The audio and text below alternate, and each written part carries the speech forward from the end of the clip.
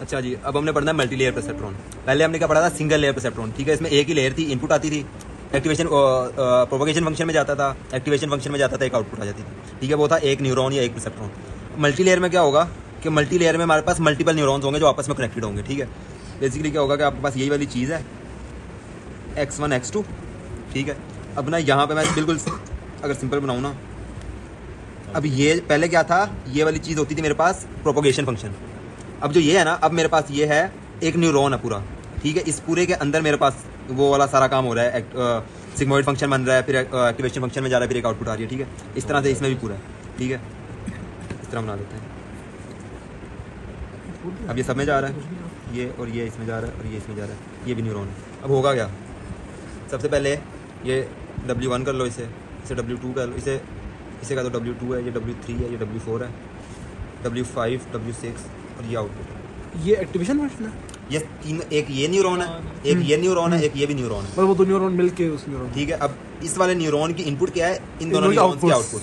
ठीक है, होगा क्या कि सबसे पहले न्यूरॉन मल्टी लेयर परसेप्ट्रॉन है ना, तो ये मेरे पास मल्टीपल न्यूरॉन वो है। पूरे की जगह हमने कह लो एक सर्कल बनाया। हाँ, उस पूरे जो मैंने पीछे पूरा एक परसेप्ट्रॉन बनाया हुआ था ना, उस पूरे की जगह फिलहाल मैंने ये एक सर्कल इसके अंदर प्रोपगेशन फंक्शन भी है, एक्टिवेशन फंक्शन हाँ। भी है, उसका जो आउटपुट आ रहा है वही है। हाँ ठीक है, इसकी जो आउटपुट आएगी वो इसकी इनपुट जाएगी, इस न्यूरॉन की आउटपुट इसकी इनपुट है। ठीक है, क्या होगा, x1 multiply by W1 plus x2 multiply by W2। ठीक है, ये जाएगा, जिस ऐड होगा अभी। अच्छा, मैं पहले ऐसा कर लेते हैं। अब ये जो मेरे पास एक न्यूरॉन है ना, इसके दो पार्ट्स हैं, एक का मैं बोलता हूँ नेट, एक का मैं बोलता हूँ आउट। ठीक है, जो नेट है ना, नेट क्या होगा, समीशन। आउट क्या होगा, एक्टिवेशन फंक्शन में डालने के बाद। अच्छा, ठीक है, सबसे पहले क्या होगा, जब मैंने x1 W1 plus x2 W2 किया ना, उससे मेरे पास इस न्यूरॉन की नेट कैलकुलेट हो जाएगी। ठीक है, अब इस नेट को मैं एक्टिवेशन फंक्शन में डालूंगा तो मेरे पास आउट कैलकुलेट हो जाएगी। ऐसे ही होता है ना। ठीक है, अब इसकी जो ये आउट कैलकुलेट हुई है ना, वो एज अ इनपुट जाएगी इस न्यूरॉन में, और इस न्यूरॉन की फिर नेट कैलकुलेट होगी, और फिर इसके दोबारा एक्टिवेशन फंक्शन में जाके आउटपुट निकलेगी, वो टोटल आउटपुट होगा। ये हमारे पास एक न्यूरॉन का हिस्सा बता रहा है, न्यूरॉन इसमें डिवाइड है। ठीक है, मतलब कि इसके लिए मेरे पास, अगर मैं इसको, चलो मैं कह देता हूँ कि ये मेरे पास H1 है, ये मेरे पास H2 है, ये मेरे पास O1 है। तो अगर मैं H1 के नेट की बात करूँ ना, नेट ऑफ H1, वो मेरे पास क्या होगी, x1 W1 plus x2 W2, और अगर बायसनेस उसने दी हुई है तो वो भी ऐड हो जाएगी। ठीक है, और अगर मैं आउट ऑफ H1 की बात करूँ तो वो क्या होगा, एक्टिवेशन फंक्शन, उसके अंदर मैं क्या दूंगा, net of H1। Net of H1 पास हो जाएगी ना एक्टिवेशन फंक्शन के अंदर। ठीक है, तो मेरे पास आउट ऑफ H1 निकल आएगी। इसी तरह मेरे पास आउट ऑफ H2 भी निकल आएगी। ठीक है, अब ये जो O1 है ना, O1 की जो नेट है, O1 की नेट का क्या होगा, out of H1 multiply by W5 plus out of H2 multiply by W6। मतलब इसकी आउट और इसकी आउट मिला जो इसकी इनपुट बन जाएगी, इसकी इनपुट बन गई है। और जो हमने नेट H1 निकाला है जो कि ये था, मतलब समीशन वाला था, वो ये चीज हुई ना। हाँ, तो रीजनल कॉम्बिनेशन के थ्रू निकालते थे। ठीक है, ये तो निकला O1 का नेट। अब O1 का मैंने जब फाइंड करना है क्या चीज़, आउट, तो वो कैसे होगा, वो एक्टिवेशन फंक्शन जो है उसके अंदर मैं O1 का नेट भेज दूंगा, तो मेरे पास फाइनल पूरे जो ये एक मतलब कि नेटवर्क बन गया है ना, इस नेटवर्क की आउटपुट आ जाएगी।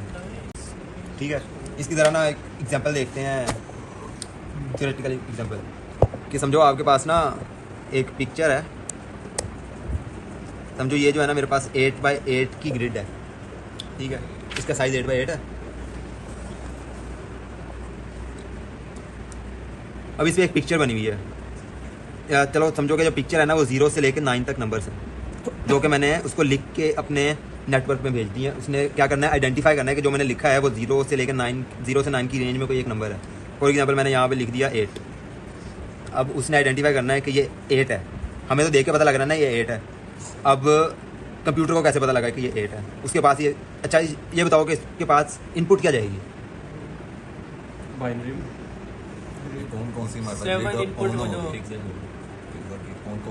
अब ये देखो जो मेरे पास 8x8 का है ना, इसका मतलब है कि ये जो है ना इस तरह से ना 8x8 के 8 रोज और 8 कॉलम्स है, पिक्सेल्स ऐसे 8x8 की बनी है। अब क्या होता है, जो पिक्सल होता है ना, पिक्सल अगर मैं सिर्फ एक पिक्सल की बात करूँ, एक पिक्सल के अंदर क्या होता है, पिक्सल के अंदर होता है RGB वैल्यूज़ होती हैं कलर की। ठीक है, तो हर एक पिक्सल 8x8 मतलब कि टोटल कितने पिक्सल मेरे पास आ गए 64 पिक्सल्स टोटल की बात हो। तो अब ये जो 64 पिक्सल्स है ना, हर एक पिक्सल्स का अलग कलर है। अब जो मैंने ये 8 अगर लिखा हुआ है तो जिस पिक्सल के ऊपर ये वाला मतलब कि आ रहा है ना, इसका बॉर्डर आ रहा है, उस वाले पिक्सल का कलर समझो ब्लैक है, बाकी सारों का वाइट है। ऐसे ही है। वो क्या करेगा, वो जो ये सारा ये पहली रो है, वो एक एरे बनाएगा, उसमें पहले ये पहली रो भेज दी उसने, ये पहली रो आ गई, दूसरी रो से आगे दूसरी रो भेज दी, तीसरी रो यहाँ पे आ गई, चौथी रो यहाँ पे आ गई, पांचवी रो, छठी रो, सातवीं रो, आठवीं रो, इस तरह से उसने ये सारे पिक्सल्स को एक एरे में भेज दिया। अब इस एरे में क्या पड़ा हुआ है, RGB कलर पड़े हुए, ठीक है। अब ये पूरी एरे एज एन इनपुट जाएगी हमारे नेटवर्क के पास, समझो मल्टी लेयर परसेप्ट्रॉन के पास, ठीक है। अब उसकी बेस पे इन पिक्सल्स के कलर्स के ऊपर वेट से मल्टीप्लाई करके सारे जो कैलकुलेशन वो करेगा, उसकी बेस पे वो प्रिडिक्ट करेगा कि ये मेरे पास कौन सा नंबर है, ठीक है। अब वो नंबर उसे कैसे पता लगा कि ये 8 है। अब हर जो मेरे पास, जैसे कि मैंने यहाँ पे ये बनाया हुआ है ना, एक पूरा नेटवर्क बनाया हुआ है, ये मेरे पास इनपुट लेयर है, ये मेरे पास आउटपुट लेयर है, ये मेरे पास हिडन लेयर है, ठीक है। हिडन लेयर्स कई हो सकती हैं, और हर हिडन लेयर का जो हर न्यूरॉन है वो क्या काम कर रहा है, वो मैं जो है ना मतलब कि नहीं बता सकता कि ये क्या काम कर रहा है। हर किसी का अलग काम हो सकता है।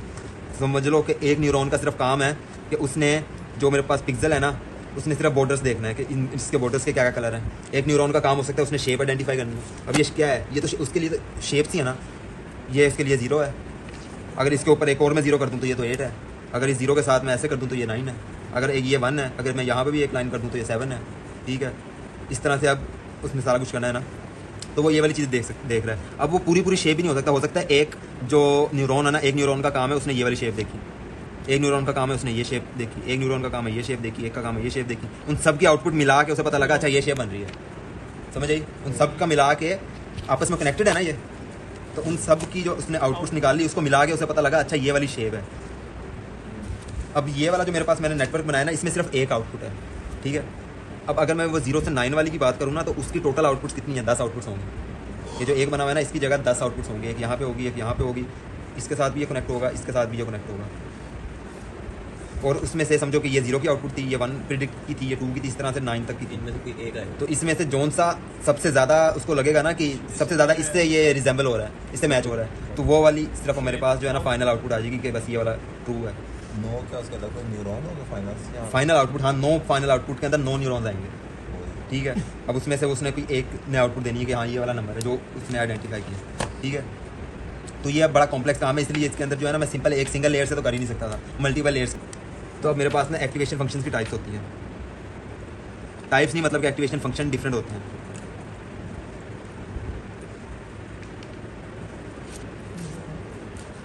ठीक है।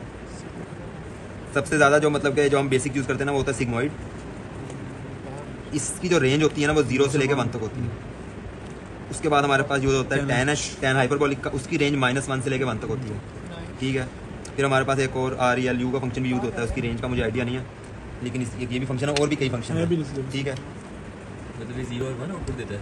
0 से 1 की 0 रेंज से में 1 की रेंज कंटीन्यूअस दरमियान जितने भी है, इसकी रेंज पूरी, ठीक है। 0.2 0.02 इस तरह से करके, ये 2 ही देता है या -1 नहीं -1 से 1 की -1 से रेंज, 1 ये इसकी रेंज है। रेंज जो कॉमन रेलू भी एक एक्टिवेशन फंक्शन है। सिग्मॉइड होता है ना, सिग्मॉइड का होता है 1/1 + e की पावर -x, ठीक है। ये मेरे पास सिग्मॉइड फंक्शन है कि मतलब कि मेरे पास जो भी नेट निकलेगी ना, समझो मेरे पास नेट ऑफ H1 जो निकली थी, उसको मैंने जब फंक्शन में पुट किया आउट ऑफ H1 निकालने के लिए, वो कैसे निकालूंगा 1/1 + e की पावर -net ऑफ H1, इस तरह से मेरे पास आउट ऑफ H1 निकलेगा, समझ आई। ताकि मैं काम वही एक्टिवेशन फंक्शन का कि नॉन लीनियर डाटा को लीनियर डाटा में कन्वर्ट करना, और इसकी रेंज क्या होगी 0 से 1 तक की रेंज में दे देगा यहाँ से। जेनेरिक है। tan h होता है e की पावर हमें पढ़ाया x ये माइनस e की पावर -x ओवर e की पावर x + e की पावर -x। जो पहले वाला एक्टिवेशन फंक्शन था ना, उसके हिसाब से तो हमने भाई एरर सीधा सीधा निकाल लिया हुआ था कि 1/2 t - o का स्क्वायर, और जब इसका मैंने डेरिवेटिव लिया था तो मेरे पास t - o × -x आ गया था, ऐसे ही आ गया था ना derivative of e with respect to w, ठीक है। अब अगर मैं सिग्मॉइड की बात करूँ, अच्छा सिग्मॉइड फंक्शन को स्क्वैशिंग फंक्शन भी कहते हैं,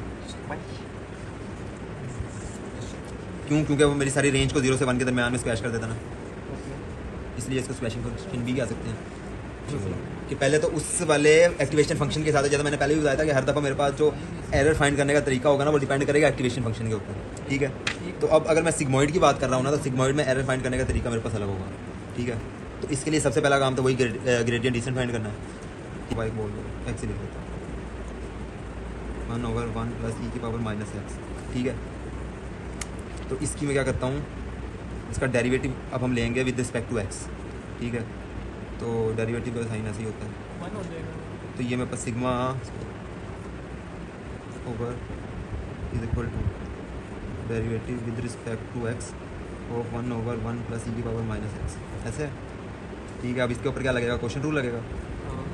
तो 1 + e⁻x का स्क्वायर, ये एज इट इज़ 1 + e⁻x, और ऊपर वाले का डेरिवेटिव 1 का डेरिवेटिव हो जाएगा 0 माइनस 1 एज इट इज़, और नीचे वाले का डेरिवेटिव क्या होगा, ये -e⁻x 1 + e⁻x, 0 + इस तरह करेंगे ना। e⁻x का क्या डेरिवेटिव -e⁻x होता है, वही है ये होता है ना। तो क्या होगा, यहाँ पे इसकी वैल्यू आ गई 0, ठीक है। ये माइनस का साइन, 1 का डेरिवेटिव 0 प्लस इसका जब मैंने डेरिवेटिव लिया तो -e⁻x आ गया, ऐसे ही आया। डिवाइडेड बाय क्या होगा, 1 + e⁻x का स्क्वायर। और अब मैं अगर इसको सही करके लिखूँ तो ये माइनस और ये माइनस कैंसिल हो गया ना, तो e⁻x ओवर 1 + e⁻x का स्क्वायर, ठीक है। अब इसको हम क्या करते हैं, अभी और सॉल्व करते हैं। e⁻x नीचे हो जाएगा 1 + यहाँ पे मैं कर देता हूँ +1 +1 -1, ठीक है। और 1 + e⁻x का स्क्वायर है ना, तो इसको मैं एक यहाँ पे कर दूँ और एक 1 + e⁻x, इस तरह से लिखा जा सकता है, e⁻x +1 +1 ओवर माइनस नहीं होगा, सही कह रहा है। ओवर ये वाली सारी चीज़ आ जाएगी, -1 ओवर ये सारी चीज़ आ जाएगी, हाँ। तो हो ही रहेगा e⁻x +1 और माइनस 1 over e⁻x दोनों चीज़ें रह जाएगी ना इसकी, हाँ हाँ मतलब स्क्वायर ही रह गया एक तरीके से समझो। है Square नहीं नहीं स्क्वायर तो है। तूने खोल दिया मल्टीप्लाई ना, कर रहे हैं ना, तो वो स्क्वायर नहीं स्क्वायर तूने खोल दिया। स्क्वायर खोल, अब ये देखना मैंने ये वाली चीज़ अलग की, सही कह रहा है, सही इसके कह रहा नीचे है। तो दोनों चीज़ें दोनों आएंगी आएंगे, ना, दोनों आएंगे, माइनस सही कह रहा है। अच्छा ठीक है। -1 ओवर 1 + e⁻x का स्क्वायर, वन आना चाहिए। कुछ गलती हुई है, नीचे का गलती मैं बताता रुक जाओ। हूँ।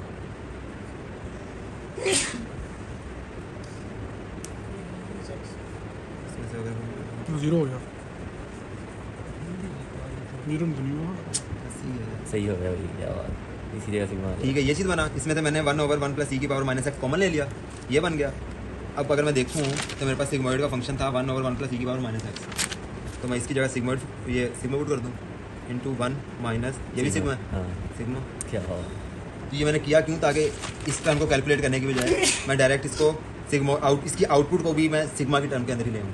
तो ये मेरे पास क्या निकला, मेरे पास डेरिवेटिव निकला है सिग्मॉइड फंक्शन का, sigma 1 minus sigma gradient factor ठीक है। तो tan h, अगर tan h की डेरिवेशन कर देख लेना खुद ही, मैं इसका वैसे जो है ना फॉर्मूला बता देता हूँ कि अगर मैं इसका डेरिवेटिव लूँ ना भी हुआ है तो मेरे पास आंसर 1 माइनस tan h का स्क्वायर आ जाता है इसका डेरिवेटिव, हाँ ठीक है। उसके फॉर्मूले का डेरिवेटिव मतलब हाँ tan h tan h का जब e की डेरिवेटिव पावर x में, हाँ तो 1 माइनस tan h स्क्वायर आ जाता है,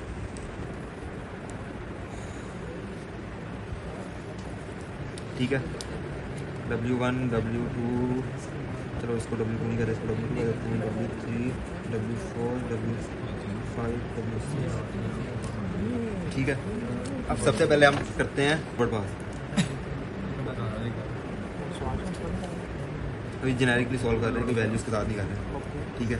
फॉरवर्ड पास में क्या होगा, सबसे पहले मैंने क्या करना, फाइंड करना होगा नेट ऑफ h1 फाइंड करनी होगी।